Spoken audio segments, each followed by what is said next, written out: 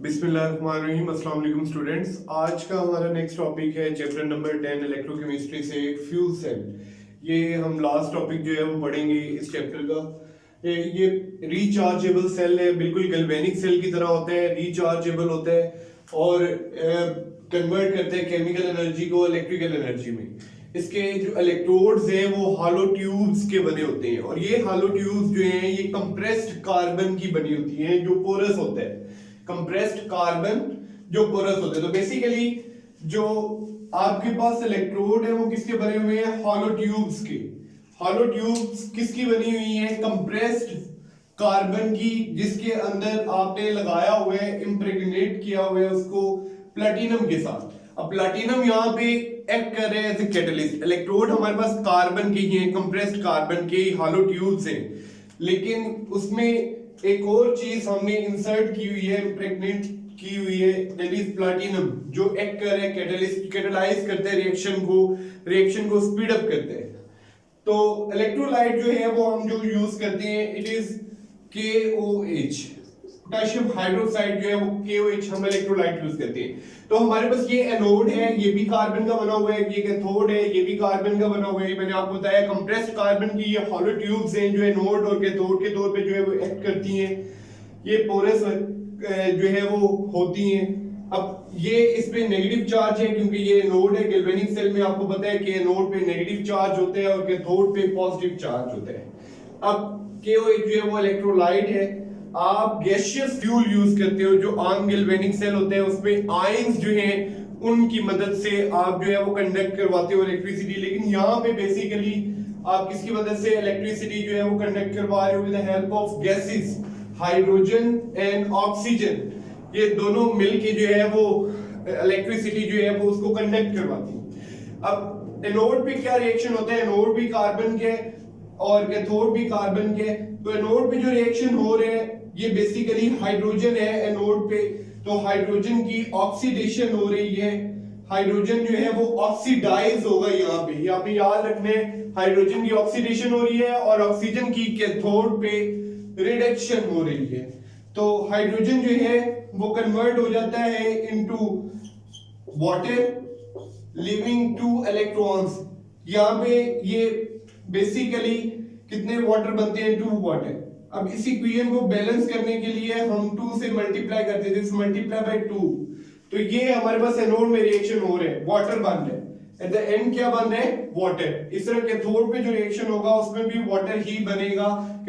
Cathode पे क्या होगा? कैथोड पे ऑक्सीजन जो है वो वाटर के साथ रिएक्ट करेगा और इसकी रिडक्शन होगी, 4 इलेक्ट्रॉन गेन करेगा और 4 OH नेगेटिव आयंस बनेंगे।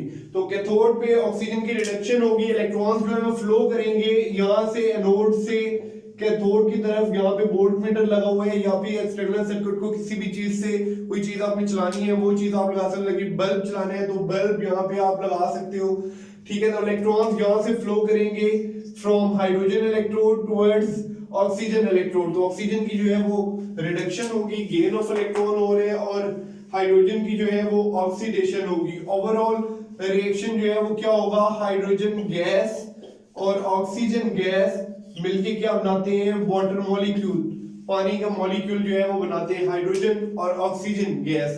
तो बेसिकली जो पानी है वो बनता है। ये फ्यूल सेल जो है ये इसकी सिग्निफिकेंस क्या है, इसकी इंपॉर्टेंस क्या है? ये फ्यूल सेल्स जो है ज्यादातर इस्तेमाल होते हैं स्पेस व्हीकल्स में। स्पेस व्हीकल्स को जो है वो स्पेस में ले जाने के लिए जो है वो आप इन फ्यूल सेल्स को जो है वो यूज करते हो। अब इन फ्यूल सेल्स में जो है वो बेसिकली वाटर प्रोड्यूस होता है। हाई टेम्परेचर पे वाटर जो है वो इवेपोरेट कर जाता है। इवेपोरेशन से क्या चीज आप जो है उस वाटर को दोबारा कंडेंस कर लेते हो। तो एस्ट्रोनॉट्स जो है वो ये वाला काम करते हैं कि जो वाटर प्रोड्यूस होता है हाई टेम्परेचर पे उसको कंडेंस करके उसे ड्रिंकिंग पर्पस के लिए यूज करते हैं। इसी तरह हाई वोल्टेज जो है वो सेवरल किलोवाट आवर्स जो है वो आप प्रोड्यूस कर सकते हो फ्यूल सेल से। ये हाईली एफिशिएंट होते हैं, इलेक्ट्रिसिटी देते हैं, ये ड्रिंकिंग वाटर देते हैं एस्ट्रोनॉट्स को।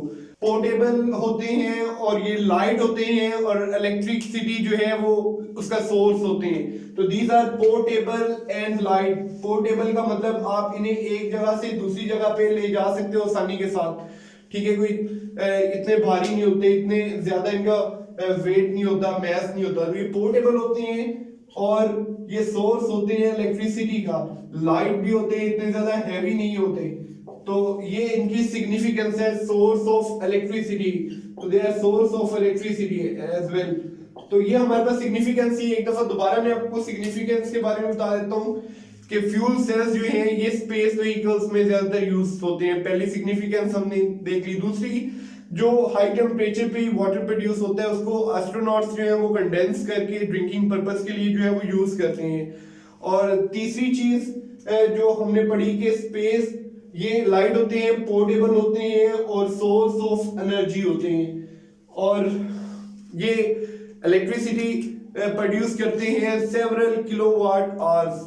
तो ये इनकी सिग्निफिकेंस थी। जो मुख्तलिफ रिएक्शन हो रहे होते हैं फ्यूल सेल्स में, इसके अलावा ये जो वाटर बन रहा होता है, हाइड्रोजन ऑक्सीजन लिक्विड वाटर बन रहा है, तो ये जो रिएक्शन हो रहा होता है, इसके अलावा जो रिएक्शन होते हैं उनमें अमोनिया जो है उसका ऑक्सीजन के साथ रिएक्शन होता है, नाइट्रोजन गैस जो है वो प्रोड्यूस होती है और वाटर मॉलिक्यूल जो है वो प्रोड्यूस होते हैं। यहाँ पे 3 वाटर मॉलिक्यूल्स जो है वो प्रोड्यूस होंगे। इस तरह हाइड्रोजीन N2H4, इसे रॉकेट फ्यूल भी आप कहते हो, ये ऑक्सीजन के साथ रिएक्ट, इसकी ऑक्सीडेशन होती है। तो ऑक्सीडेशन से क्या होता है, नाइट्रोजन बनती है और वाटर मॉलिक्यूल्स बनते हैं। इसी तरह मीथेन की ऑक्सीडेशन होती है और कार्बन डाइऑक्साइड बनती है और वाटर मॉलिक्यूल्स बनते हैं। तो ये कुछ दूसरे रिएक्शन हैं जो यहाँ पे फ्यूल सेल में हो सकते हैं। फ्यूल सेल जो है वो पोल्यूटेंट ज्यादातर प्रोड्यूस नहीं करते। ये नाइट्रोजन गैस जो है उसका प्रोड्यूस होना, ये कार्बन डाइऑक्साइड का प्रोड्यूस होना, ये मतलब नॉर्मल केस है। ये आप बोलते हैं नाइट्रोजन भी बहुत ज्यादा एटमॉस्फेयर में मौजूद है और कार्बन डाइऑक्साइड भी बहुत ज्यादा नाइट्रोजन प्रोड्यूस होती है। तो ज्यादातर पोल्यूशन क्रिएट नहीं करते फ्यूल सेल जो होते हैं, बहुत एफिशिएंट होते हैं। तकरीबन 75% जो बॉन्ड एनर्जी है उसको कन्वर्ट कर देते हैं इनटू इलेक्ट्रिकल एनर्जी। ये 75% इनकी एफिशिएंसी होती है, इलेक्ट्रिकल एनर्जी में कन्वर्ट कर देते हैं।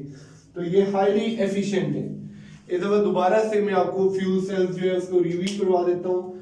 ये सिमिलर होते हैं to that of galvanic cell, convert करते हैं केमिकल एनर्जी को इलेक्ट्रिकल एनर्जी में। इलेक्ट्रोड्स जो होते हैं वो हॉलो ट्यूब्स होती हैं, ये इलेक्ट्रोड्स हैं, ये हॉलो ट्यूब्स हैं। कार्बन की कंप्रेस्ड कार्बन होता है जिसके अंदर प्लैटिनम जो है वो लगाया होता है, ये ब्लू कलर का इसके अंदर इम्बेड किया हुआ है और इम्प्रेग्नेट किया हुआ है इसको प्लैटिनम के साथ। इसी तरह ये कैथोड है, ये भी पोरस जो है वो compressed carbon impregnated with platinum, उसी तरह से जैसे एनोड बना हुआ है वैसे ही बना हुआ है। इलेक्ट्रोलाइट जो आप यूज करते हो पोटेशियम हाइड्रोक्साइड है, बेसिक इलेक्ट्रोलाइट आप यूज करते हो। एनोड पे हाइड्रोजन की जो है वो ऑक्सीडेशन होती है वाटर में और कैथोड पे ऑक्सीजन की रिडक्शन होती है हाइड्रोक्साइड आयंस में। ओवरऑल रिएक्शन है हाइड्रोजन और ऑक्सीजन मिलकर वाटर बनाते हैं। इसकी सिग्निफिकेंस क्या है कि ये स्पेस व्हीकल्स में यूज होते हैं।